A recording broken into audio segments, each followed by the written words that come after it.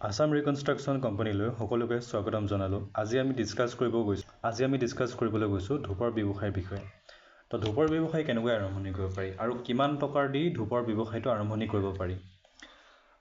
ধূপৰ ব্যৱসায় কৰিবলৈ বিশেষ এটা বহুত ডাঙৰ পুঁজিৰ দৰকাৰ নাই। আপুনি প্ৰায় 5-6 হাজাৰ টকা দিও আপুনি এটা ধূপৰ ব্যৱসায় আৰম্ভণি কৰিব পাৰে, যদিহে আপোনাৰ হাতত মূলধন কম হয়। তাৰ কাৰণে কি হয়, ধূপ সদায় আপোনাৰ কি প্ৰকাৰে আহে মই আপোনাক কৈ দিছোঁ। এটা ষ্টিক থাকে, যিটো আমি সাধাৰণতে ঘৰত দেখিবলৈ পাওঁ, ষ্টিকডাল। সেইডালক কয় ষ্টিক। তাত কোনো আপোনাৰ সুগন্ধি নাথাকে। আপোনাৰ 4 বা 5 প্ৰকাৰৰ বস্তুৱেই লাগে মূলতঃ।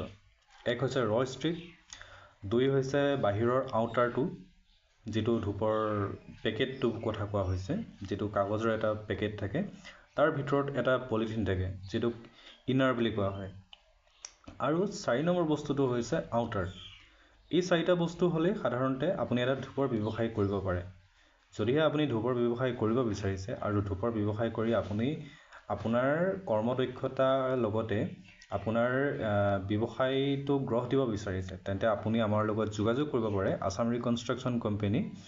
আৰু ইয়াত ফোন নম্বৰ দিয়া হৈছে আপোনালোকে নিশ্চয় যোগাযোগ কৰিব। ধন্যবাদ।